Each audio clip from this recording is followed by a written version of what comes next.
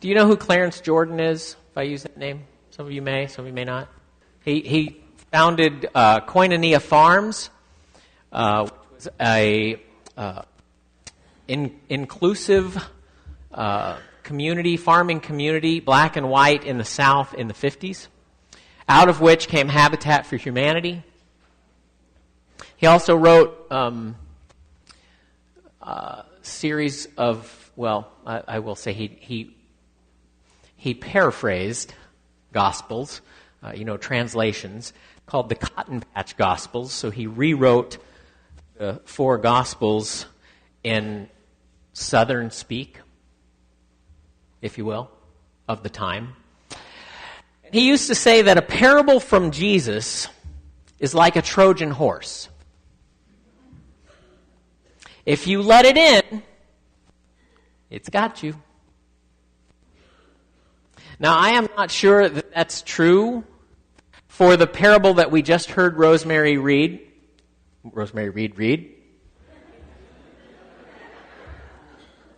I just caught that. Maybe it's because we've heard this parable so many times and so many sermons about this parable that it's hard for it to be a Trojan horse. Or that because of the way that this parable has been used so many times in so many stewardship sermons about God has given you your finances, so you should return it to God through the church.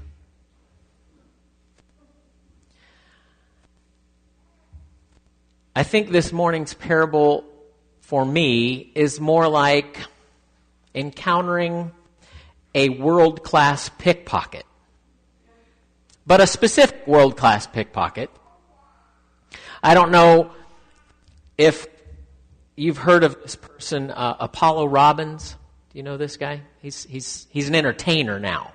I don't know if he was ever a pickpocket for ill-gotten gains, but now he puts on shows, both in like Vegas, and he's got a TED Talk, but also on the street. He's been on the news and in the Today Show and all those. And he works like all pickpockets, good pickpockets do. While you're paying attention to one thing over here, something else is happening over here that you're not aware of. And I want to show you, I'm going to let him explain it a little bit better, but what I want you to be aware of is he starts with his own money.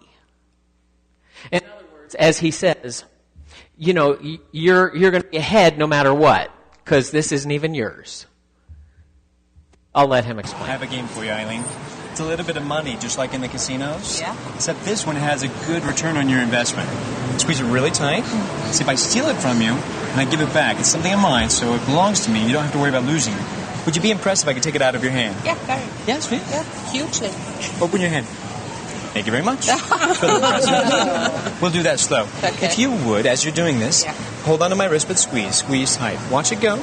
Don't watch the other hand, because if you do, it's going to look like it goes away. Did you see it go? See, while you're watching the hand, Eileen, it's actually sitting on your shoulder. Look on your shoulder. Take it off there. So good. No, we should do it again. Hold your hand high. Watch the coin close. You can see it. Go straight back to your shoulder again. We're going to keep doing it until she catches it. Well, you'll catch it, I'm sure. Good. Put it in your hand. Wrap your fingers around it. Squeeze it tight. You got it? Don't pull my finger. That's a different trick. I've seen that one before. It's back on your shoulder. The other shoulder. Not yet. It's going to be. No, all right, just a second. Open up your hand all the way. Is it still there? It's silver, 1964. She's got too tight of a grip when it comes to money. Might have to use their hands if that's okay. Can I use your hand like this? Just hold it out flat. This is going to be like a team effort. If you would, just close your hand very tightly. Put your other hand on top, just like this. Watch it close. Put your hand right here. Now, come in close so you can see this. You'll like the piece. It goes right through the back of the hand. Not here, not here. Open your hand. It's back on the shoulder. That's funny. It's here. See, it appears in the air, falls right back in the hand. Just so you go. We'll send it back up. There was a little bird flying by. Watch it go. Straight back up. Or if I did it real slow, you would see it go. Not here, ladies. Right now, it's touching your bare skin somewhere on your body. It's underneath the face of your watch. How strange. We'll do that again if you do it. Close your hand tight. We'll do that again. Watch. Back under the watch. Oh. Not under your watch, under her watch. But your watch is over here with her watch. Sorry about that, lady. And so he gives the watches back. That kind of pickpocket is what I'm talking about when we encounter this parable. You see, we can't, when we're reading this parable, we get distracted. We focus on the way the master talks to the one-talent servant. Am I right? I mean, everything was fine till we get to that part where he says, "You wicked and lazy slave." Really? Because it's a parable, which means the master is God. And we can't imagine that the kingdom of God would be like that, or that God would be like that, especially if the servants or the slaves are us.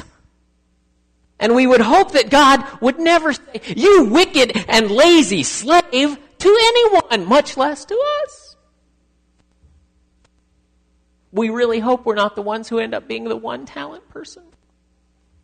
But while we're paying attention to that, while we're paying attention to how the master is talking to one-talent servant, and how he's cast him out, there'll be weeping and gnashing of teeth, we miss so much else that's going on in the parable that we just blew by.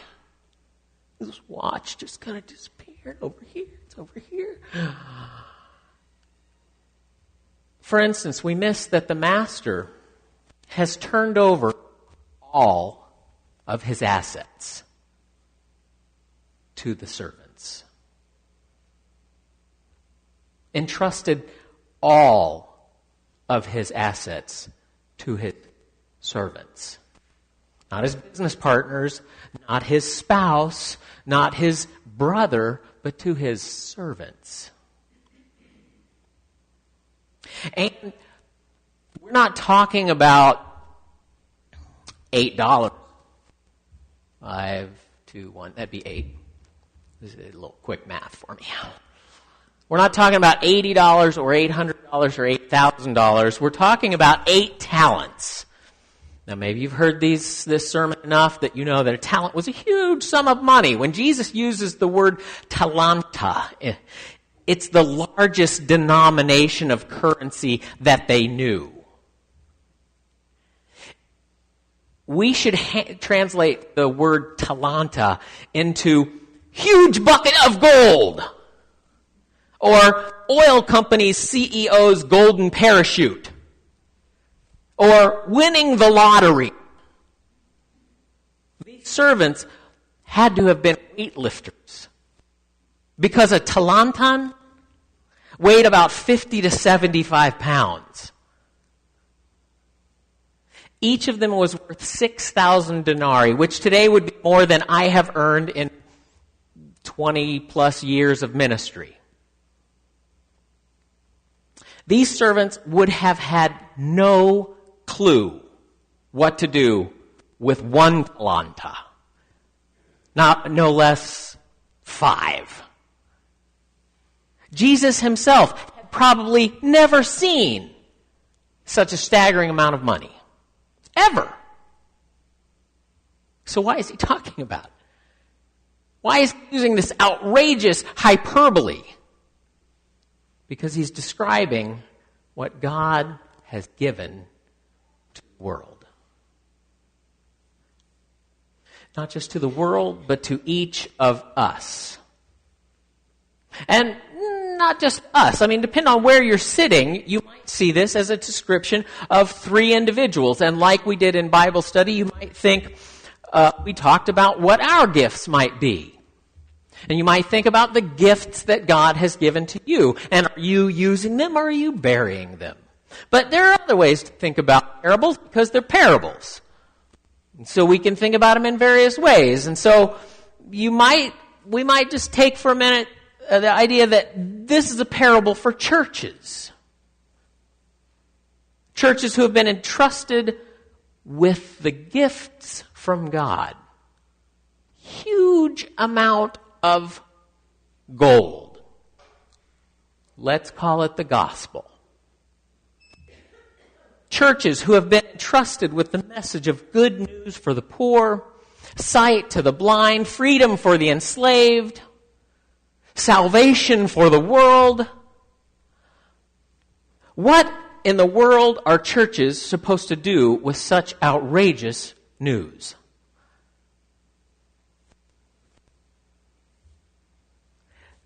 A while back, and I have to say I have not been writing newsletter articles or blogs for a while. I know some of you have noticed that, and you've even said something. A lot of you are probably, I didn't know I ever wrote anything, and that's fine too. But I had a blog going that I entitled Giving Away the Church. In part because at the time, and even still I think, we've been involved in giving away the church. The building had been open 24 hours a day, 7 days a week. It's still open to, I don't know, from about 7 o'clock in the morning till 9 or 10 at night, almost every day. Folks coming in making dinner, as Meredith said, playing the piano, AA group in the back. We went from having one AA group to having 4 AA groups and an NA group and a fellowship group for Al-Anon. Those aren't even ours. Giving away the church. What is a church supposed to do with such outrageous good news from God? Well, my thought is, give it away. It's as if we suddenly received an endowment for $30 million. What would you do with that, church? What would we do? My fear is we would do what a lot of churches do. Argue would be the first thing. And then, like one of the churches that I know about, there's a big church in downtown Atlanta. Back in the 50s and 60s, this church was what they called a flagship church. Right? Downtown Atlanta. With 2 services, both of them overcrowded, in a beautiful sanctuary that seated about 800 people. 50s and 60s. Sometime in the late 70s, the church received an endowment. Very large endowment. And they did what most churches do. They argued. They set up a committee. They discussed and studied and considered all the possible options. And in the end, they decided to invest it. Which sounds like what the 2 servants did, right? They doubled the master's investment. Well, they invested, and they decided to use the interest for the general fund, for the budget, for an emergency. Pay salaries, keep the lights on, the heat on. It was the 70s. People were not pouring into churches the way they had in the 50s and 60s. In fact, in downtown churches, and particularly downtown churches that were experiencing demographic changes, they were going through what was called white flight. I don't know if you know about white flight here, but in the South, it was when their aging, almost exclusively Caucasian members were moving to the suburbs faster than you can say urban sprawl. Not to worry, they had the endowment. When I arrived as a student intern while I was going to school, going to seminary in Atlanta, in the early 90s, the church had one of the best preachers money could buy. The service was being one service. was being televised on the local television stations.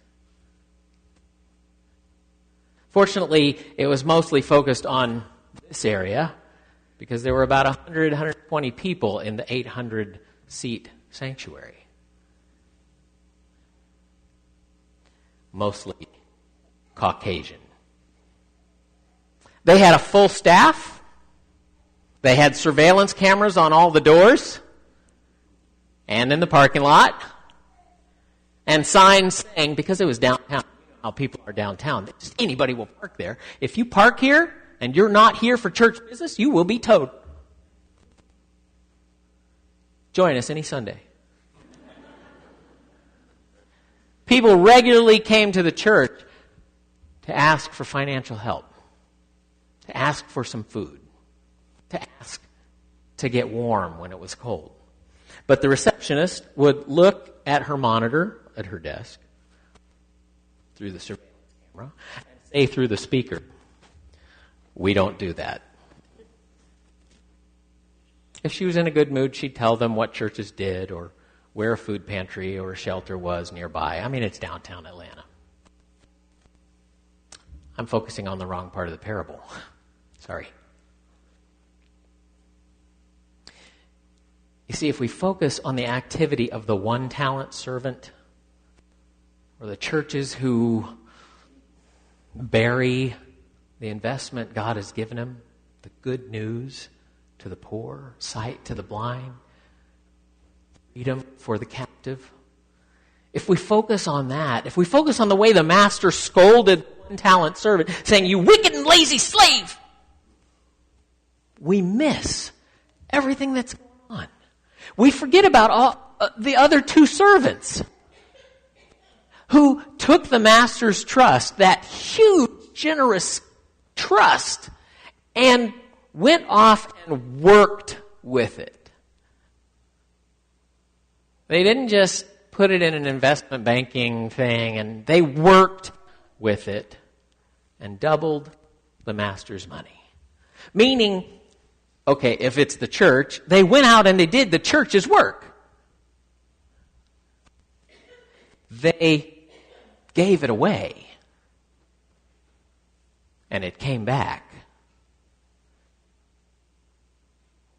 I'm not just talking about money. I'm talking about all that God has given us as a people called church. A building, a fellowship, relationship. It used to be, before we opened our building and before we had community come out here on our lawn, we had the safe parking program, and we would say, you can park out here from 9 o'clock at night until 6 o'clock in the morning in designated spots with an orange cone, and we had 8 spots marked out. And I never knew who was here. I think maybe 2 people knew who came and who went. There were about 2 or 3 cars at a time when they were at their height.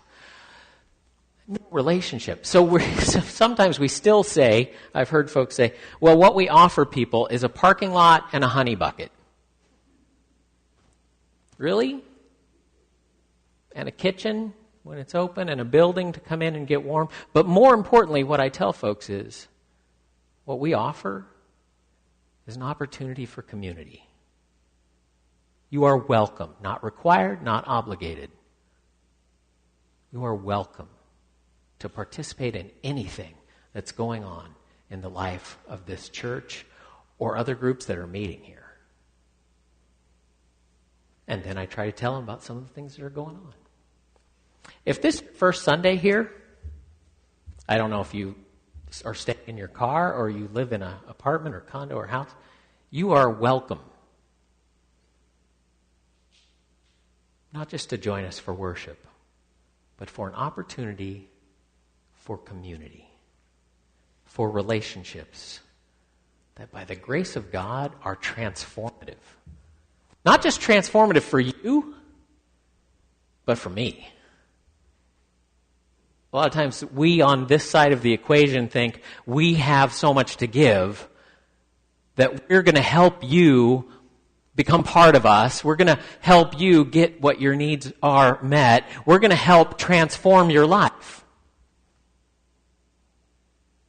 Sometimes when we're paying attention to all of that over here, something else is happening over here, and if we pay attention to it, if we notice it at some point, we realize what's happening is our lives are being transformed.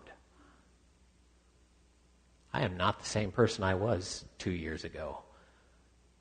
This is the anniversary of Camp Unity's arrival, by the way.